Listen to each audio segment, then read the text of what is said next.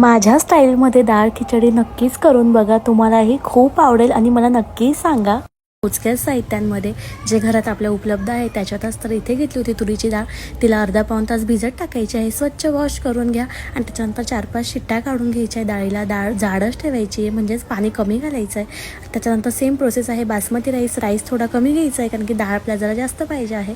तर इकडे मी भिजवलेल्या अर्धा पाऊण तासाच्या तांदळाला मस्तपैकी गरम उकळत्या पाण्यात टाकायचं आहे आणि त्याला मस्त चालवत राहायचं आहे. ओव्हर कुक्ड होऊ द्यायचं नाही आहे, मध्ये मध्ये लक्ष द्यायचं आहे. थोडेसे ड्रॉप्स लिंबूचे टाकायचे, मीठ टाकायचे. मीठ बेतानेच घाला, कारण की नंतर डाळीतसुद्धा मीठ ॲड होणार आहे. त्यानंतर इकडे आपण डाळीला फोडणी देणार आहोत. तर डाळीच्या फोडणीमध्ये इथे टाकलं होतं तेल, थोडंसं जिरं मोहरी, त्याच्यानंतर कांदा टाकला आहे एक, त्याच्यानंतर अद्रक लसणाची पेस्ट, हिरव्या मिरच्या 2 घालायच्या आहे.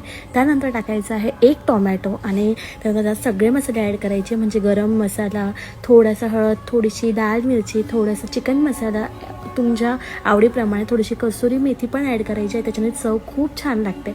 आणि नंतर जी आपली शिजवलेली डाळ आहे ती टाकून घ्या.